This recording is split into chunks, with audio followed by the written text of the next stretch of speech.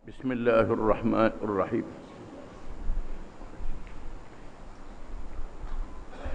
Yang ketiga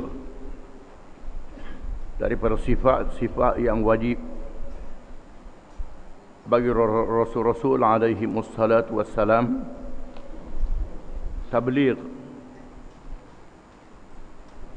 Yang dimaksudkan dengan tabligh itu ialah para Rasul alaihi wassalatu wassalam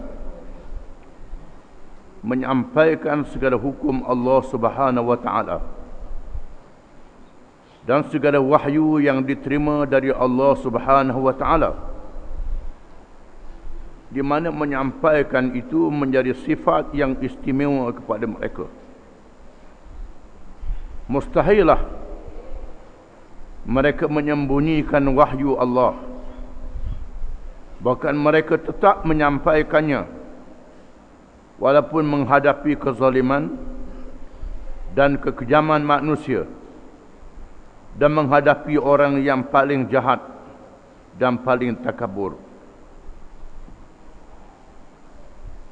Di mana sifat menyampaikan ajaran Allah Subhanahu wa taala bukan sahaja menjadi perkara yang zahir ditunaikan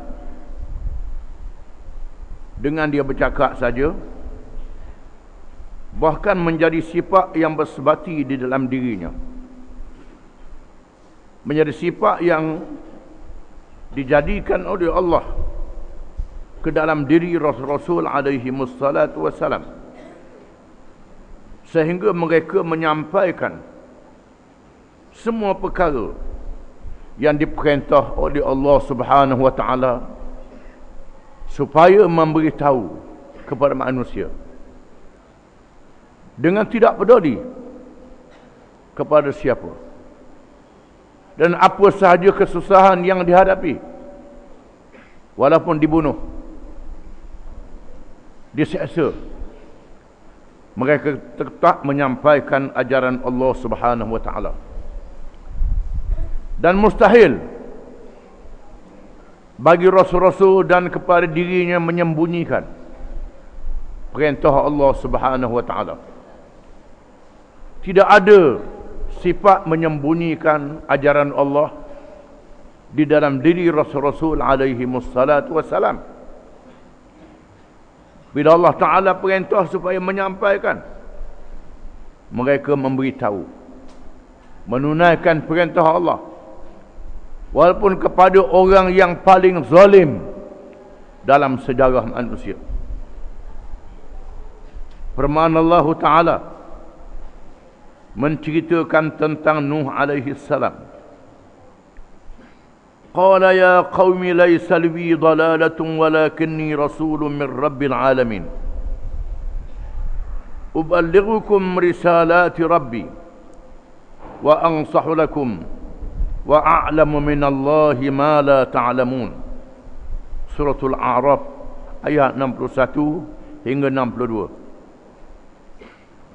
Artinya Nuh berkata kepada kaumnya, hai kaumku, tidak ada padaku kesesatan sedikit pun, tetapi aku adalah utusan dari Tuhan semesta alam.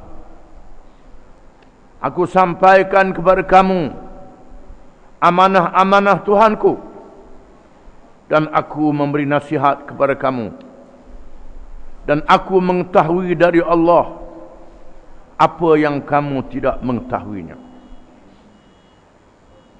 Contoh di sini ialah Nabi Nuh alaihi salam. Setelah Allah Subhanahu wa taala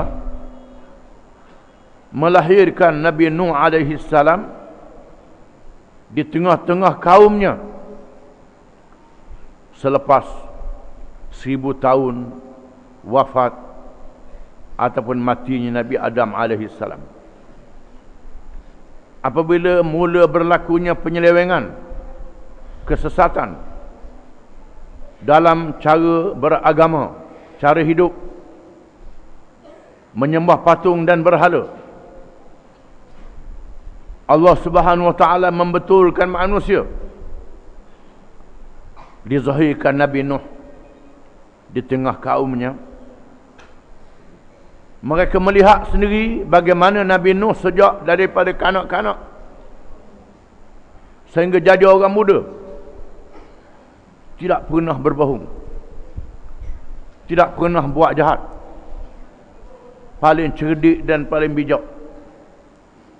Itulah adat rasul-rasul yang dilantik oleh Allah. Ditunjuk di tengah kaumnya sifat yang baik, sifat benar, sifat amanah, sifat yang mulia, sehingga disanjung baik dan bijaknya. Kemudian Allah Ta'ala mewahyukan kepada Rasul itu, termasuklah Nabi Nuh alaihi salam, yang dikira Rasul yang pertama sekali berjuang. Sebelumnya tidak ada perjuangan menghadapi manusia-manusia yang kafir. Hanya yang jahat saja, yang kafir tak ada. Nabi Nuh menjadi Rasul yang pertama menghadapi manusia yang kafir, menyembah Tuhan yang lain daripada Allah. Sebaik saja menerima wahyu daripada Allah, dilantik menjadi Rasul. Allah Ta'ala memerintah Nuh alaihi salam menyampaikan petunjuk Allah, bahawa tidak ada Tuhan yang sebenar melainkan Allah, kepada kaumnya. Maka dengan gagah berani Nabi Nuh berucap di tengah kaumnya yang jahat, yang kafir itu, dalam keadaan seorang diri. Inilah sifat Rasul-Rasul alaihi wassalatu wassalam. Dengan tidak ada malu, tidak ada segan, dengan melawan segala takut yang ada dalam dirinya. Kerana takut kepada Allah mengatasi takut kepada yang lain. Bukan tidak takut, takut kepada Allah lebih lagi. Maka Nabi Nuh menyampaikan, menunjukkan bahawa menyampaikan adalah sifat bagi Rasul-Rasul alaihi wassalatu wassalam. Contoh Nabi Nuh alaihi salam, firman Allah Ta'ala tentang Nabi Saleh alaihi salam, fatawalla anhum wa qala ya qaumi laqad ablaghtukum risalata rabbi wa nasahtu lakum walakin la tuhibbuna an-nasihin. Suratul A'raf ayat 79. Artinya, maka Saleh, yakni Nabi Saleh alaihi salam, meninggalkan mereka seraya berkata, hai kaumku, sesungguhnya aku telah menyampaikan kepada kamu perutusan Tuhanku, dan aku telah memberi nasihat kepada kamu, tetapi kamu tidak menyukai orang-orang yang memberi nasihat. Setelah Nabi Saleh alaihi salam dilantik menjadi Rasul di tengah-tengah kaumnya, kaum Samud, kaum yang diberi ilmu oleh Allah Ta'ala, dengan tamadun, dan boleh mencipta bangunan yang hebat, memahat bukit-bukit yang pejal, batu-batu yang besar, dijadikan rumah, di mana kawasan kaum Samud ini masih ada lagi bakinya sehingga hari ini. Bermula daripada berhampiran Tabuk di Arab Saudi sehingga Urdun ataupun Jordan. Itu kawasan kaum Samud. Masih ada rumah-rumah peninggalan yang hebat dibina oleh kaum Samud. Mereka diberi kemajuan oleh Allah Ta'ala dalam bidang bangunan, tetapi mereka kufur terhadap Allah, kufur i'tiqad dan kufur nikmat. Allah utuskan kepada mereka Nabi Saleh. Ditunjuk Nabi Saleh ini sejak dilahirkan, sehingga muda, sehingga dewasa dilantik menjadi Rasul. Seorang yang sangat baik akhlaknya, yang benar, yang tidak pernah bohong, yang amanah dalam kehidupannya mereka tengok sendiri. Setelah ditunjuk dalam masa 40 tahun, Allah wahyukan kepada Saleh menyampaikan ajaran Allah. Allah beri mukjizat. Mukjizat perkara yang tak boleh dibuat oleh manusia. Dikurnia oleh Allah kepada Rasul yang dilantik, mengikut keadaan zaman masing-masing. Mukjizat Nabi Saleh ialah unta yang dilahirkan daripada batu bukit. Allah Ta'ala uji mereka, jangan ganggu unta ini, biar makan rumput dengan bebas. Sebagai mukjizat Nabi Saleh alaihi salam yang mereka tengok sendiri. Mereka nak sangat mukjizat. Tak cukup dengan akhlak Nabi Saleh, benar Nabi Saleh, cerdiknya Nabi Saleh.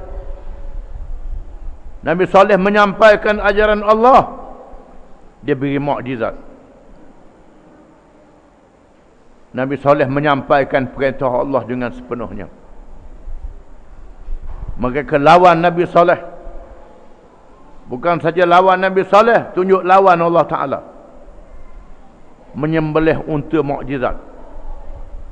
Lalu mereka dibinasakan oleh Allah dengan satu tempikan yang kuat. Mati sekaligus. Nabi Saleh sebelum berundur daripada negeri yang dilaknat oleh Allah, menyatakan, wahai kaumku, aku telah sampaikan perintah Allah. Aku telah tunaikan kewajipanku memberi nasihat kepada kamu, tetapi kamu tidak menyukai orang-orang yang memberi nasihat. Itu kisah Nabi Saleh alaihi salam. Firman Allah Ta'ala tentang Nabi Syuaib alaihi salam, fatawalla anhum wa qala ya qaumi laqad ablaghtukum risalata rabbi wa nasahtu lakum fa kaifa asa ala qaumin kafirin. Suratul Maidah ayat 93. Suratul A'raf ayat 93, Al-A'raf ayat 93. Artinya, Suratul A'raf ayat 93. Artinya, maka Syuaib meninggalkan mereka seraya berkata, hai kaumku, sesungguhnya aku telah menyampaikan kepada kamu perutusan dari Tuhanku, dan aku telah memberi nasihat kepada kamu. Maka bagaimana aku bersedih hati terhadap orang-orang yang kafir? Aku nak sedih macam mana mu ni jahat sangat, tak dengar nasihat yang aku sampaikan daripada Allah. Aku telah tunaikan kewajipanku. Menunjukkan Nabi Syuaib menyampaikan perintah Allah kepada kaumnya yang kufur dan menyeleweng dalam bidang ekonomi, iaitulah menipu dalam sukatan dan jualan. Menipu, menyukat, mengukur, ini perangai kaum Nabi Syuaib. Kalau ada orang nipu meniaga, ini perangai kaum Nabi Syuaib yang dibinasakan oleh Allah Ta'ala. Dia ingat boleh hutang lebih dengan tipu orang, dengan tipu sukatan dan timangan. Dia tak sedar haram. Mereka Allah Ta'ala rezeki tidak berkat, boleh duit tidak ada faedah bagi dirinya, dengan tidak ada keberkatan walaupun untung banyak, kerana masuk dalam tubuh dia, anak isteri dia jadi darah daging. hidupnya tak molek, kerana rezekinya tak molek. Keberkatan merupakan perkara yang sangat penting. Penyelengan dan kejahatan kaum Nabi Syuaib ialah menipu di dalam perniagaan. Di samping kupu terhadap Allah, maka Allah Ta'ala utuskan Nabi Syuaib, seorang rasul yang dianggap sebagai khatibul anbiya, ahli pidato di kalangan Nabi-Nabi alaihi wassalatu wassalam, yang pintar berhujah dan pintar menyampaikan ucapan terhadap kaumnya. Syuaib dilindungi oleh keluarganya dan oleh sahabat-sahabatnya. Mereka tak berani nak kacau Nabi Syuaib. Dia beri satu keistimewaan. Syuaib kata, jangan takut pada anak beranak aku, mu kena takut pada Allah. Allah Ta'ala beri perlindungan begitu kepada Nabi Syuaib. Nabi-Nabi dilantik dengan berbagai-bagai cara. Ada Nabi yang dibakar tidak hangus, Nabi Ibrahim. Ada Nabi yang boleh dibunuh, Nabi Yahya, Nabi Zakaria. Ada Nabi yang dilindungi oleh keluarga dan kaumnya. Kalau kaum dia juga ada pelindung-pelindung dia. Ada Nabi yang tak ada orang nak lindung, Nabi Lut. Mari malaikat melindunginya, membinasakan kaum yang durhaka. Allah Ta'ala jadikan macam-macam cara. Begitulah juga Nabi kita Muhammad sallallahu alaihi wasallam telah diperintah oleh Tuhan supaya menyampaikan perintah Allah kepada umat manusia, bukan sahaja kepada orang Arab, kepada seluruh manusia sehingga hari kiamat. Kerana Allah Ta'ala menutup kerasulan dengan Nabi Muhammad sallallahu alaihi wasallam. Dia beri kepadanya mukjizat ilmu, iaitu Al-Quranul Karim. Disebut dalam Quran semua ilmu, sama ada ilmu agama yang berkait dengan akidah, ilmu yang berkait dengan rohani, ilmu akhlak, ilmu tasawuf, ilmu yang berkait dengan hukum syariat, ada semua dalam Quran. Termasuklah ilmu sains dan teknologi ada dalam Quran. Termasuk dinyatakan ilmu sihir ada dalam Quran. Ilmu yang ditolak oleh Allah Ta'ala haram disebut dalam Quran. Ilmu sihir tak boleh. Ada ilmu akidah, ilmu syariat, ilmu tasawuf, ilmu akhlak ada dalam Quran. Kena pakai semua Quran ni, jangan pakai separuh-separuh. Kalau pakai separuh jadi syaitan. Ya ayyuhalladzina amanu udkhulu fis silmi kaffah wa la tattabi'u khutuwatis syaitan innahu lakum aduwwun mubin. Wahai orang-orang yang beriman, masuklah kamu ke dalam agama Islam semuanya. Jangan kamu ikut langkah-langkah syaitan. Sesungguhnya syaitan itu adalah musuh yang nyata kepada kamu. Jangan ikut separuh-separuh. Imam Syafi'i, Hanafi, Hambali, Maliki. Imam ini adalah imam dalam ilmu akidah, ilmu syariat dan ilmu tasawuf. Cuma terserlah dalam perkara akidah, dalam perkara syariat, kerana dia ijtihad dalam perkara syariat. Imam Ghazali, mazhab Syafi'i.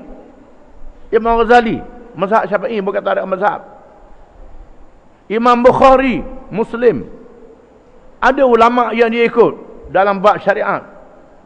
Bukan dia sendiri saja, tidak. Syafi'i juga adalah alim dalam bab akidah, dalam bab yang berkait dengan akhlak. Imam Ahmad bin Hanbal, Imam Malik disanjung oleh ulama-ulama di zamannya. Jangan duduk main ambil ilmu ni tolak, ilmu ni tolak ni, tak boleh, tak boleh. Jangan duduk pelekeh. Yang syariat pelekeh tasawuf, tasawuf pelekeh syariat, pelekeh akidah, tak boleh. Tak boleh berpisah ilmu ni. Semua Islam satu saja. Orang beli kereta tak beli tayar saja. Orang beli kereta sebuah. Kalau beli tayar saja, beli enjin saja, duduk letak di rumah, start, aku beli kereta dah, enjin saja, orang gila. Ni tak betul. Begitulah juga ilmu Islam. Maka Nabi SAW menyampaikan semua ilmu, termasuk yang berkait dengan ilmu dunia. Ilmu yang berkait dengan peperangan, yang berkait dengan politik, yang berkait dengan ekonomi, pentadbiran, ada dalam Quran. Ada panduan dalam Quran. Quran adalah mukjizat ilmu yang diberi kepada Nabi akhir zaman, Muhammad sallallahu alaihi wasallam. Kerana tidak ada rasul lagi selepas ini. Allah Ta'ala nak kiamatkan dunia, nak musnahkan dunia ni, habis ajar dia. Sebelumnya diberi kemajuan kepada manusia yang kita tengok sendiri pada hari ini. Ada kapal terbang yang laju, ada telefon yang mudah alih, ada internet, ada tenaga elektrik, ada macam-macam. Afara'aytumun nara allati turun antum ansham sajata am nahnul munsyi'un. Adakah kamu tengok api? Tuhan kata, kamu yang mencipta api itu, aku yang mencipta. Di mana api ni keluar daripada tenaga, disebut dalam Quran tentang tenaga elektrik. Mana ada elektrik zaman Nabi Muhammad sallallahu alaihi wasallam? Disebut macam-macam. Quran adalah mukjizat. Banyak orang kafir, ahli-ahli sains, ahli ekonomi, ahli politik, yang baca terjemahan Quran masuk Islam kerana melihat Quran adalah mukjizat. Jangan ikut bodoh-bodoh ni. Hak baca qul wallah balik macam-macam tu bodoh tu. Hak mengaji betul, mengaji mengikut bahasa dia, isi kandungan ilmu. Bukan hak mengaji buat gurau main patung ni, bukannya. Oh, Quran dalam bismillah, bismillah dalam dalam titik tu pelawak. Jenis nak sedap cakap, ilmu tak ada langsung, reka saja. Jangan duk main hak reka-reka ilmu tak pakar ni. Orang yang betul-betul buat kajian, mengkaji, kaji dalam bidang akidah, kaji dalam bidang syariat, kaji dalam bidang undang-undang, dalam bidang politik, kaji dalam bidang sains teknologi, kaji dalam kejadian manusia, kejadian pertanian, kejadian angkasa lepas, bulan, bintang, langit. Yang kaji, baca Quran, masuk Islam. Yang kaji, bukan yang bodoh ni. Baca udah 3 ayat, tebuk. Lepas tu reka-reka. Ini bukan hak mengaji ni, hak bodoh. Yang susahnya banyak orang duk ikut hak bodoh ni. Ambil mudah, tak payah semayang, tak payah apa. Mana ada agama tak payah semayang? Ada agama tak payah semayang? Tak ada agama lah tu. Cuma betul tak betul saja. Yang membetulkan semayang, membetulkan syariat, membetulkan politik, membetulkan ekonomi, membetulkan sains dan teknologi ialah Quran. Maka Nabi Muhammad SAW menyampaikan Quran. Firman Allah Ta'ala, ya ayyuhar rasulu balligh ma unzila ilaika min rabbik wa illam taf'al fama ballaghta risalatah wallahu ya'simuka minan nas innallaha la yahdil qaumal kafirin. Suratul Maidah ayat 67. Hai Rasul, sampaikanlah apa yang diturunkan kepadamu dari Tuhanmu, dan jika kamu tidak melakukan apa yang diperintah itu, berarti kamu tidak menyampaikan amanatnya. Allah memelihara kamu dari gangguan manusia. Sesungguhnya Allah tidak memberi petunjuk kepada orang-orang kafir. Ayat ini menyatakan perintah Allah kepada Rasulullah sallallahu alaihi wasallam. Seperti juga perintah Allah kepada rasul-rasul yang dahulu daripadanya, supaya menyampaikan ajaran Allah kepada manusia, kepada seluruh manusia, bukan sahaja kepada kaumnya. Setelah menyampaikan Islam kepada kaumnya di Makkah Al-Mukarramah, yang nak Islam, Islam lah, yang degil tak Islam lagi. Lalu Nabi SAW menyampaikan Islam kepada kabilah-kabilah Arab yang datang ke Mekah berhimpun tiap-tiap musim haji, bertemu dengan pemimpin-pemimpin mereka, bertemu dengan cerdik pandai mereka, bertemu dengan orang-orang yang tertentu, mengajak orang-orang ini masuk Islam, menyampaikan ajaran Allah. Ada yang menerima, ada yang tidak. Setelah rombongan daripada Madinah menerima Islam, merupakan satu kumpulan yang kuat, Aus dan Khazraj, yang berkuasa di Madinah kalau digabungkan. Lalu Nabi SAW berhijrah ke Madinah, meninggalkan Mekah dulu. Tinggal Mekah, bukan lari, tidak, tinggal dulu Mekah. Walaupun Mekah adalah pusat kiblat kepada umat Islam yang dibina oleh Nabi Ibrahim AS. Nabi tinggal dulu pergi ke Madinah. Setelah dua kumpulan Aus dan Khazraj menerima Islam, lalu didirikan kerajaan di Madinah. Kerana Islam ni mesti ada kerajaan, tak ada kerajaan tak boleh. Hukum syariat dia nak laksanakan kena ada kerajaan. Maka Nabi laksanakan hukum syariat dengan adanya kerajaan.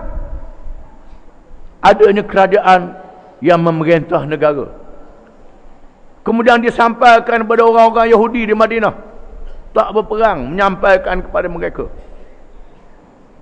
kamu tak mahu masuk Islam, tak apa, biar tunggu dulu, jangan kacau, jangan ganggu. Tengok apa aku nak buat hal Islam ni, tengok. Lalu Nabi SAW melaksanakan Islam di Madinah, dilihat oleh orang-orang Yahudi, orang-orang Kristian, orang-orang musyrikin, orang-orang munafik yang pura-pura masuk Islam, tak percaya lagi. Setelah mereka melihat Islam diamalkan, menyampaikan secara amal, bukan cakap saja, pada diri Nabi SAW dengan akhlak yang mulia, Quran yang dibaca, diamalkan hukumnya yang adil, didapati orang munafik ada yang sedar dan insaf, didapati orang Yahudi ada yang masuk Islam, orang Kristian ada masuk Islam, orang Arab musyrikin akhirnya masuk Islam. Dan Nabi SAW menulis surat kepada raja-raja, kuasa-kuasa besar dunia di zaman itu. Ditulis surat kepada Raja Rom, Raja Parsi, Raja Mesir, Raja Habasyah, Raja Maskat dan Oman, Raja Bahrain. Dia hantar surat kepada raja-raja ini. Dan sahabat-sahabat dia yang merantau ke seluruh pelosok menyampaikan Islam. Ada sahabat yang pergi ke negeri China. Ada kenyataan sejarah menunjukkan Islam sudah sampai ke China sejak zaman Nabi SAW. Dah sampai Islam ke China dan ada orang China masuk Islam. Menunjukkan orang Cina masuk Islam dulu pada orang Melayu lagi. Tunjuk kita ni Islam sangat. Ada lagi orang masuk Islam dulu pada kita. Masuk di India dulu pada masuk di sini lagi. Di Asia Tengah sampai ke Habasyah, negeri orang Afrika. Raja Habasyah masuk Islam. Menunjukkan bahawa Nabi SAW menyampaikan ajaran Allah kepada seluruh manusia, bukan pada kaum dia saja. setelah Allah Ta'ala mewafatkan, mematikan Nabi SAW, apabila Quran diselesaikan 30 juzuk, diturunkan 30 juzuk, dan diajar bagaimana beramal dengan Quran itu, maka Allah menjemput Nabi ke alam barzakh, dimatikan Nabi SAW. Walaupun Nabi sudah mati, tapi kerasulan dia tak mati. Makna kerasulan ialah ajaran yang Nabi bawa tak mati, disambung oleh umat dia. Umat dia yang diadakan oleh Allah di sepanjang zaman. Akan ada kumpulan yang menyampaikan ajaran Nabi sehingga hari kiamat.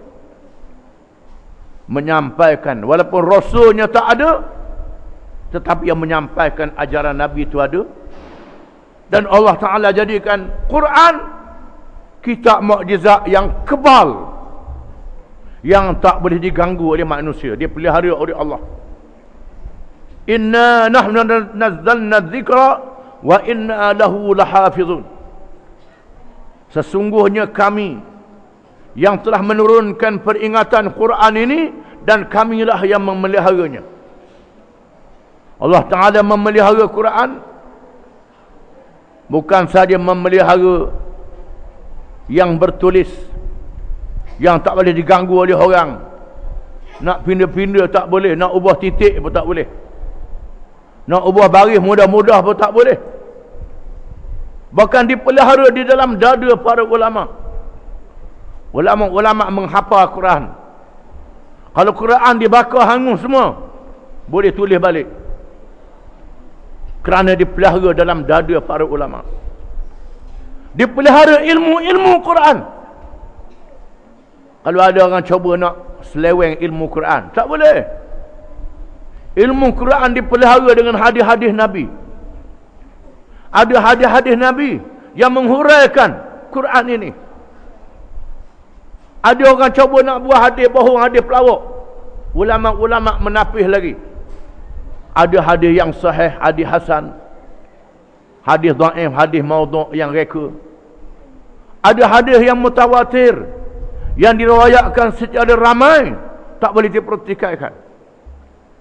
Begini Allah Ta'ala memelihara ilmu Islam sehingga hari kiamat. Dan Nabi berpesan, balighu anni walau ayah, sampaikan daripada aku, kata Nabi, walaupun satu ayat. Kalau kamu tahu satu ayat, beritahu satu ayat, sampaikan daripada aku. Ini perintah Nabi. Kalau orang tahu banyak ayat, kena beritahu banyak ayat. Jangan sembunyikan ayat-ayat Allah Ta'ala, nanti dilaknat oleh Allah Ta'ala. Tak boleh. Kalau ada orang nak sembunyikan perintah Allah yang Nabi beritahu, orang tu dilaknat oleh Allah Ta'ala, dikutuk oleh Allah Ta'ala, celaka dunia dan celaka di hari akhirat. Begitu Allah Ta'ala menjaga Islam sehingga hari kiamat. Wallahu a'lam.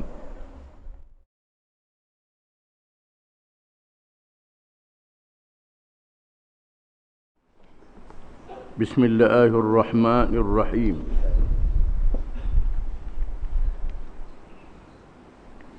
Semua Rasul ditaklifkan supaya menyampaikan dakwah dan risalah. Tidak harus bagi mereka meminda dengan menambah atau mengurangkan walaupun satu huruf dari apa-apa yang diwahyukan oleh Allah Subhanahu wa Ta'ala. Rasul bukan sahaja wajib bersifat dengan tabligh, menyampaikan, dengan maksud mereka menyampaikan semua perkara yang diperintah oleh Allah supaya memberitahu kepada manusia, sehingga menyampaikan itu menjadi perangai dan sifat kepada semua rasul-rasul alaihi wassalatu wassalam. Mereka juga diperintah dengan perintah wajib, bukan sunat, wajib, menyampaikan dakwah, yakni menyeru manusia kepada Islam, menyampaikan risalah, menyampaikan ajaran Allah yang diperintah supaya mereka memberitahu kepada manusia. Dan mereka menyampaikan semuanya, tidak meminda, tidak menambah, tidak mengurangkan walaupun sedikit. Oleh itu kita dapati ayat-ayat yang dimulakan dengan qul, katakanlah wahai Muhammad sallallahu alaihi wasallam, yakni ayat-ayat yang ditujukan kepada batang tubuh Rasulullah sallallahu alaihi wasallam supaya disampaikan kepada umatnya. Kita dapati Rasulullah sallallahu alaihi wasallam menyampaikannya seperti ia diturunkan kepadanya, dengan tidak meminda, menambah atau mengurangkannya. Termasuklah ayat-ayat yang ditujukan kepada diri Rasulullah sallallahu alaihi wasallam, kepada batang tubuhnya. Allah Ta'ala memerintah kepada diri Nabi, qul, katakanlah wahai Muhammad. Perkataan qul itu tak dibuang, tak dibuang daripada apa yang diwahyikan oleh malaikat Jibril dengan perintah daripada Allah Subhanahu wa Ta'ala.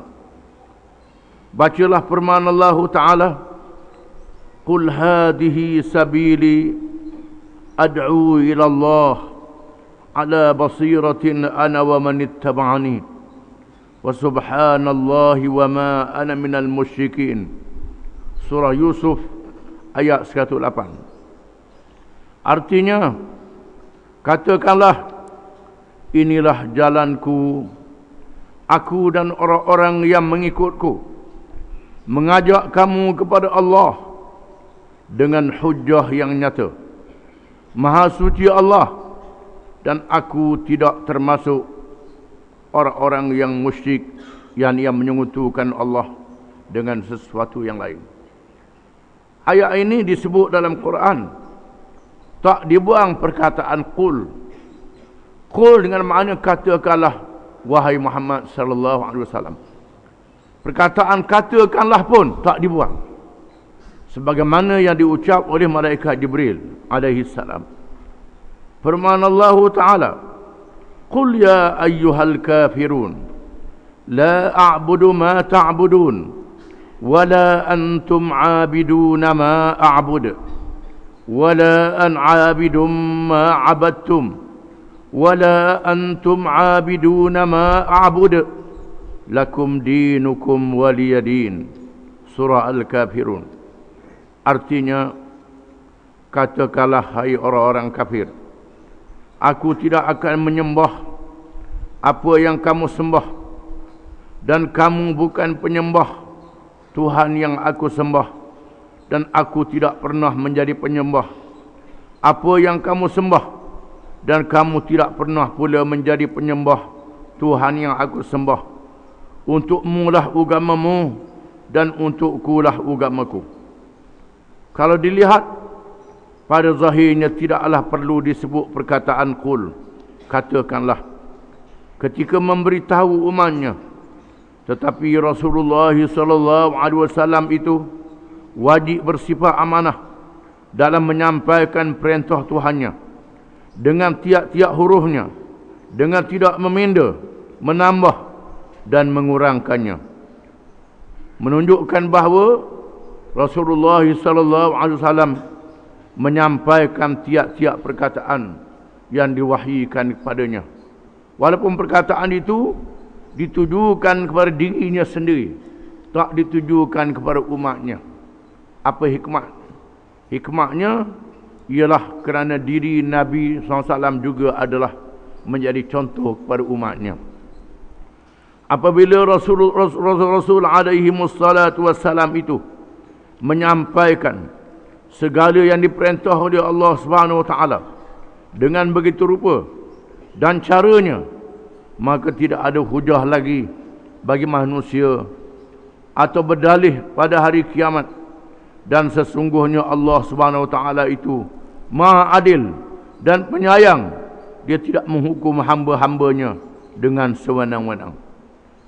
Kalau begitulah sifat Rasul-Rasul alaihi wassalatu wassalam, menyampaikan semua ajaran Allah Subhanahu wa taala. Tak tinggal walaupun sedikit, maka tidak ada hujah bagi manusia pada hari kiamat kelak untuk menyatakan bahawa Rasul tak beritahu. Tak ada hujah. Bila dibicarakan pada hari kiamat, tak boleh nak jawab. Kerana Rasul-Rasul alaihi wassalatu wassalam bukan sahaja benar, amanah, bahkan mereka menyampaikan ajaran Allah Subhanahu wa taala. Dan Allah Ta'ala mengutuskan Rasul itu kerana penyayang dan rahmat kepada hambanya. Allah Ta'ala tidak menghukum hambanya yang tidak menyampaikan, yang tidak disampaikan seruan kepadanya. Hamba yang dibicarakan, yang dihukum ialah hamba yang sampai seruan Rasul. Yang tak sampai seruan Rasul, Allah Ta'ala maafkan. Firman Allah Ta'ala, وَمَا كُنَّا مُعَذِّبِينَ حَتَّى نَبْعَثَ رَسُولًا. Suratul Isra ayat 15. Artinya, dan kami tidak akan mengazabkan sebelum kami mengutuskan seseorang Rasul. Ayat ini menegaskan bahawa Allah Subhanahu wa taala tidak menyeksakan sesuatu kaum dan tidak menyeksakan seseorang yang tidak sampai seruan Rasul kepadanya. Sama ada sebelum Nabi Muhammad sallallahu alaihi wasallam ataupun selepasnya, orang-orang asal yang tinggal di hutan rimba belantara, yang buta huruf, tak ada siapa-siapa dekat mereka, tak siapa seru, mereka dimaafkan oleh Allah Subhanahu wa taala. Firman Allah Ta'ala, وَمَا كَانَ رَبُّكَ مُهْلِكَ الْقُرَى حَتَّى يَبْعَثَ فِي أُمِّهَا رَسُولًا يَتْلُو عَلَيْهِمْ آيَاتِنَا وَمَا كُنَّا مُهْلِكِ الْقُرَى إِلَّا وَأَهْلُهَا ظَالِمُونَ. Suratul Qasas ayat 59. Artinya, dan tidak adalah Tuhan membinasakan negeri-negeri sebelum dia mengutuskan ke negeri itu seorang Rasul yang membaca ayat-ayat kami kepada mereka. Dan tidak pernah kami membinasakan negeri-negeri kecuali penduduknya dalam keadaan melakukan kezaliman. Allah Ta'ala menurunkan bala bencana azab kepada negeri-negeri yang menolak Rasul-Rasul yang diutuskan oleh Allah. Negeri yang Allah Ta'ala tak utus Rasul ataupun seruan Rasul tak siapa, dimaafkan oleh Allah Subhanahu wa taala. Firman Allah Ta'ala kepada ahli kitab. Ahli kitab ialah puak-puak yang ada kitab, yang mengaji, yang diketahuinya di kalangan orang-orang Yahudi dan orang-orang Kristian. Orang-orang Yahudi ada kitab Taurat, orang Kristian ada kitab Injil. Allah Ta'ala tujukan kepada puak ahli kitab ni, Ya ahlal kitab, qad ja'akum rasuluna yubayyinu lakum ala fatratin minar rusul an taqulu ma ja'ana min basyirin wala nadhir faqad ja'akum basyirun wa nadhir wallahu ala kulli syai'in qadir. Al-Maidah ayat 19. Artinya, hai ahli kitab, sesungguhnya telah datang kepada kamu Rasul kami menjelaskan kepada kamu ketika terputusnya Rasul-Rasul, agar kamu tidak mengatakan, tidak datang kepada kami seorang pembawa berita gembira dan pemberi peringatan pun. Maka sesungguhnya telah datang kepada kamu pembawa berita gembira dan pemberi peringatan, dan Allah Maha berkuasa di atas tiap-tiap sesuatu. Di mana Allah Ta'ala jadikan sebelum kedatangan Nabi Muhammad sallallahu alaihi wasallam, selepas Nabi Isa diangkat ke langit, tak ada rasul yang dilantik. Sehingga dalam keadaan terumbang-ambing,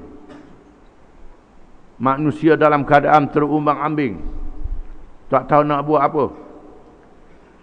Golongan ahli kitab banyak yang menyeleweng, ikut kerajaan-kerajaan yang zalim, kerajaan-kerajaan yang mengikut hawa nafsu. Raja-raja yang zalim menggunakan ulama-ulama ahli kitab untuk menyokong mereka dengan menghalalkan yang haram, mengharamkan yang halal. Maka ulama-ulama yang ikhlas terpaksa beruzlah. Beruzlah dengan makna mengasingkan diri mereka, jauh daripada orang ramai, jauh daripada diketahui oleh kerajaan, duduk di pulau-pulau di tengah lautan, duduk di tengah-tengah padang pasir, di gunung, untuk membawa ajaran Allah beribadat. Bukan betapa nak jumpa dengan syaitan. Orang Melayu kata betapa jumpa dengan syaitan nak cari kelebihan dunia. Itu semua karut. Sebenarnya ulama-ulama ini beruzlah bila berlakunya fitnah, berlakunya bencana dalam perkara agama. Nak mengajar tak boleh, nak bersyarah tak boleh. Maka ulama-ulama di masa itu beruzlah, mengasingkan diri di tempat yang jauh. Inilah keadaan sebelum dilahirkan Nabi Muhammad sallallahu alaihi wasallam, di mana berita kelahirannya sudah disebut di dalam Taurat, disebut di dalam Injil, disebut di dalam kitab berbagai-bagai agama. Maka manusia menunggu-nunggu kedatangan Nabi Muhammad sallallahu alaihi wasallam, rasul yang dilantik oleh Allah macam rasul-rasul zaman dahulu, manusia yang benar, yang amanah, yang paling cerdik dan bijak, berakhlak dengan akhlak yang mulia, menyampaikan ajaran Allah. Itulah keadaan sebelum kelahiran Nabi Muhammad sallallahu alaihi wasallam. Allah Taala jadikan begitu kerana Nabi Muhammad adalah Nabi akhir zaman, diutuskan kepada seluruh manusia, berbeza dengan rasul-rasul sebelum daripadanya, untuk umat dia saja, kaum dia saja, negeri dia saja, dan zaman dia saja. Adapun Rasul akhir zaman Muhammad sallallahu alaihi wasallam diutuskan sehingga hari kiamat. Tidak ada lagi rasul selepasnya. Dia saja membawa satu ajaran yang terkandung dalam Quran yang menjadi mukjizat ilmu, berbeza dengan mukjizat rasul-rasul zaman dahulu. Mukjizat rasul zaman dulu hilang setelah rasul itu wafat, meninggal dunia. Adapun mukjizat Nabi akhir zaman Muhammad sallallahu alaihi wasallam berterusan sehingga hari kiamat, iaitulah Al-Quranul Karim, kitab mukjizat yang tak boleh dilawan oleh manusia sehingga hari ini. Allah Ta'ala sudah mencabar, wa in kuntum fi raibim mimma nazzalna ala abdina fa'tu bi suratin min mithlih wad'u syuhada'akum min dunillah in kuntum sadiqin fa in lam taf'alu wa lan taf'alu fattaqun nar allati waquduha an-nas wal hijarah uiddat lil kafirin. Dan jika sekiranya kamu ragu, kamu syak, kamu tidak percaya daripada apa, yakni Quran yang telah kami turunkan kepada hamba kami, yakni Muhammad sallallahu alaihi wasallam, sila kamu buat satu surah sepertinya. Satu surah sepertinya, bukan sebuah Quran, satu surah saja, yang pendek pun tak apa. Panggillah penolong-penolong kamu. Sama ada penolong-penolong itu Tuhan-Tuhan yang kamu lantik, yang kamu puja lain daripada Allah, ataupun pemimpin-pemimpin yang kamu puja mereka, pemimpin yang kamu rasa bijak lebih pada Quran. Panggil pemimpin tu, buat satu surah seperti Quran. Ataupun ahli-ahli cerdik pandai dalam segala ilmu, apa saja ilmu, ilmu agama, ilmu politik, ilmu ekonomi, ilmu sains, teknologi, panggil mereka buat satu surah seperti Quran berkenaan dengan ilmu masing-masing. Kalau kamu adalah orang-orang yang benar, jika kamu tidak dapat membuatnya dan kamu tidak akan dapat membuatnya, takutlah kamu akan api neraka, di mana umpan neraka itu manusia-manusia dan batu-batu. Neraka itu disediakan untuk orang-orang yang kafir, yang engkar, yang melawan Al-Quran, melawan Nabi Muhammad sallallahu alaihi wasallam. Apabila Nabi SAW diutuskan oleh Allah zahir ke dunia menyampaikan ajarannya, ulama-ulama ahli kitab yang ikhlas muncul ke depan, beriman dengan Rasulullah sallallahu alaihi wasallam. Tinggallah ulama-ulama yang bersekongkol dengan raja-raja yang zalim, yang bacul, yang mencari harta dunia, yang tidak percaya kepada kemenangan dunia dan akhirat yang dijanjikan oleh Allah Subhanahu wa taala. Sesungguhnya Rasulullah sallallahu alaihi wasallam menyampaikan ajaran Tuhannya ketika turunnya firman Allah taala, "Fasda' bima tu'mar wa a'rid 'anil jahilin." Suratul Hijr ayat 94. Artinya, maka sampaikanlah olehmu secara terang-terangan segala apa yang diperintahkan kepadamu dan berpalinglah dari orang-orang musyrikin.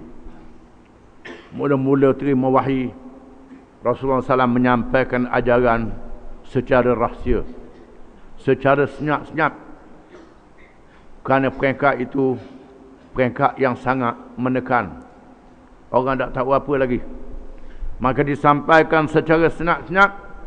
Akhirnya Allah Ta'ala turunkan ayat, "Fasda' bima tu'mar wa a'rid 'anil jahilin." Maka sampaikanlah olehmu secara berterang-terangan segala apa yang diperintahkan kepadamu dan berpalinglah dari orang-orang musyrikin. Terus dikerah segala penduduk Mekah.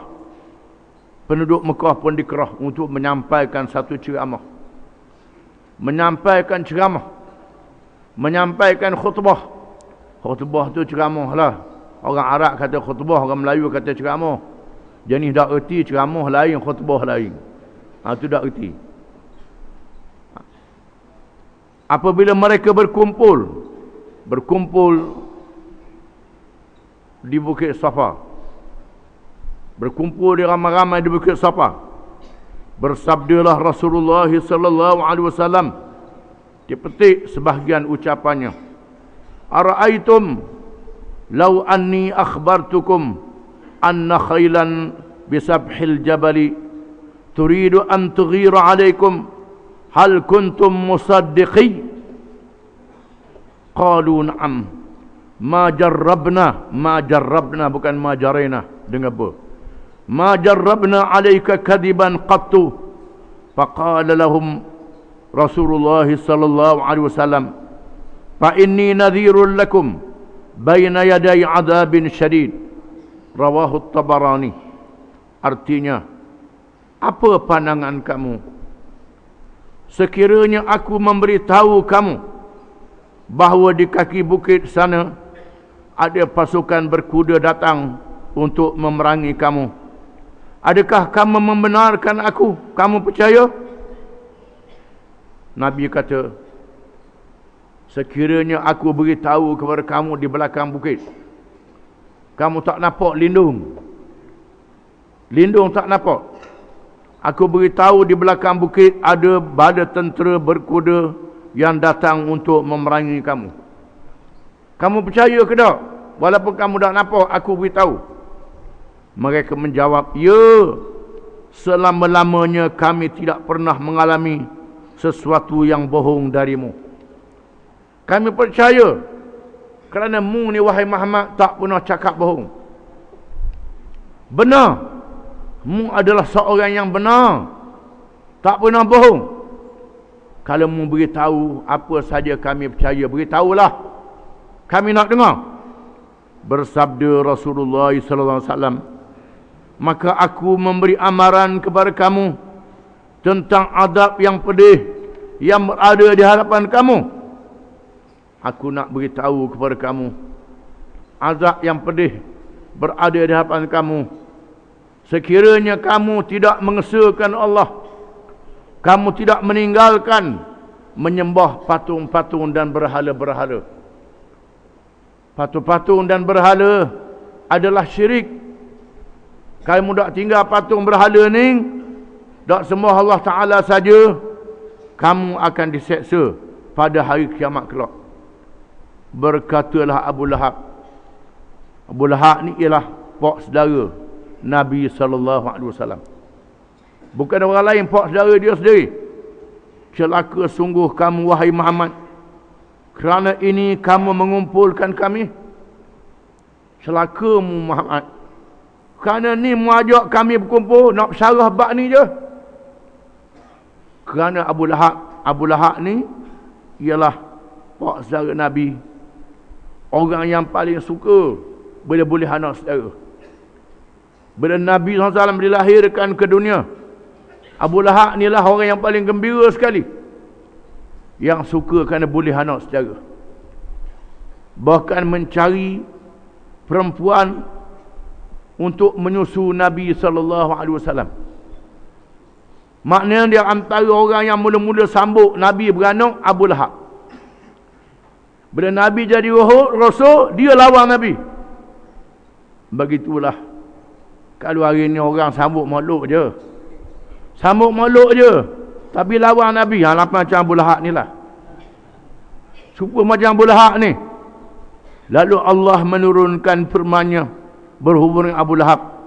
Tabbat yada abi lahabin wa tabb, ma aghna anhu maluhu wa ma kasab, sayasla naran dhata lahab, wa imra'atuhu hammalatal hatab, fi jidha hablum min masad. Artinya, binasalah kedua tangan Abu Lahab, dan sesungguhnya dia akan binasa. Tidaklah berfaedah kepadanya harta bendanya dan apa yang dia usahakan. Kelak dia akan masuk ke dalam api neraka yang bernyala. Dan begitu juga isterinya, pembawa kayu api, yang di lehernya ada tali sabut. Allah Ta'ala turunkan ayat mengutuk Abu Lahab dan isterinya. Pasal apa? Abu Lahab kuat sangat menentang Nabi ni. Kerana bila orang mari Mekah, orang sembah berhala, beri hadiah, beri pitih, dia tukang pegang pitih, tukang pegang duit, tukang pegang hadiah pada berhala, dia tukang pegang. Bila orang tinggal sembah berhala, tak boleh pitih lah dia, tak boleh benda lah dia. Ini puncanya kerana benda, kerana harta. Kalau orang tak ikut dia, tak boleh harta, tak boleh benda. Ini duduk dalam fikiran, dalam kepala dia. Sanggup dia lawan anak saudara dia sendiri, Muhammad sallallahu alaihi wasallam. Lawan pula bersama dengan isteri dia. Isteri dia tukang cari kayu berduri, kayu api, kayu yang ada duri untuk letak di jalan yang dilalui oleh Nabi SAW. Ini kerja dia, menyebarkan fitnah. Bila ada orang mari daripada luar, Nabi nak berdakwah, Nabi ajak, lepas Nabi tinggal, dia pula beritahu, hak cakap tadi tu anak saudara aku pelawak, anak saudara aku tu bohong. Kerana apa? Kerana takut tak boleh benda. Ini dia, Quran adalah kitab mukjizat, kitab petunjuk. Pasal apa orang tak ikut Islam hari ni? Takut tak boleh benda. Ini serupa dengan Abu Lahab ni. Serupa je. Kita baca Quran saja, kita tak ambil petunjuk Quran. Tak tahu sebab diturunkan Quran. Tak mengaji tafsir. Ini puncanya. Maka Nabi berdepan dengan musuh-musuhnya, Seterusnya Rasulullah SAW meneruskan penyampaiannya kepada orang-orang perseorangan dan kepada kabilah-kabilah Arab, dan menyatakan agama Allah di tengah-tengah kumpulan manusia, bahkan menghantar utusannya kepada raja-raja, mengajak mereka beriman, memerintah para sahabat radhiyallahu anhum supaya belajar dan mengajar, memberitahu pada tenteranya supaya jangan menyerang dahulu daripada berdakwah. Bagaimana Nabi SAW bersungguh di dalam menyampaikan ajaran Islam, sehingga berjumpa dengan orang perseorangan, ajak anak beranak dia sendiri, berkumpul di rumah, ajak keluarga dia sendiri, pak saudara dia, sepupu dia, pak sepupu dia, ajak semua berkumpul, lalu menyampaikan ucapan, hari kiamat kelak aku tak boleh tolongmu walaupun aku ni anak beranakmu. Sekiranya kamu dah ikut Islam, kamu kena ikut Islam, Islam yang menyelamatmu. Walaupun aku ni keluargamu, aku tak boleh tolongmu kalau mu tak masuk Islam. Nabi beri peringatan kepada keluarga dia. Maka ada keluarga yang masuk Islam, ada keluarga yang nak tengok dulu, tak mau masuk Islam lagi. Tetapi melindungi Nabi, mempertahankan Nabi SAW. Boleh tahanlah juga. Tak masuk Islam, tapi orang kacau Nabi tak boleh. Nak tunggu dulu. Abu Lahab ni lawan Nabi, keluarga Nabi lawan Nabi. Nabi ajak orang masuk Islam, dia tukang haru kok belakang. Anak saudara aku tu bohong, pelawak. Nabi bertemu dengan kabilah-kabilah Arab, mengajak kabilah Arab yang datang mengerjakan haji di Mekah, kerana haji ibadat yang ditunaikan secara adat sebelum daripada Nabi Muhammad sallallahu alaihi wasallam. Kemudian Nabi setelah berhijrah ke Madinah, menghantar surat kepada raja-raja di seluruh dunia, ajak raja-raja masuk Islam, raja-raja kuasa-kuasa besar dunia yang ada jajahan takluk je. Kita baca kemudian. Dan Nabi menghantar sahabat-sahabatnya menyampaikan ajaran Islam dan memberitahu kepada bala tentera Islam yang berperang. Bila pendakwah-pendakwah Islam diganggu oleh musuh, maka Nabi menghantar tentera untuk berperang. Sebelum berperang, ajak orang masuk Islam dulu. Jangan serang lagi, ajak masuk Islam dulu. Beritahu habis-habis. Kalau degil juga, jangan halang orang nak beritahu berkenaan dengan Islam. Kalau halang juga, maka berperang. Kita akan baca kemudian, menunjukkan betapa kesungguhan Rasulullah SAW dalam menyampaikan ajaran Islam. Wallahu a'lam.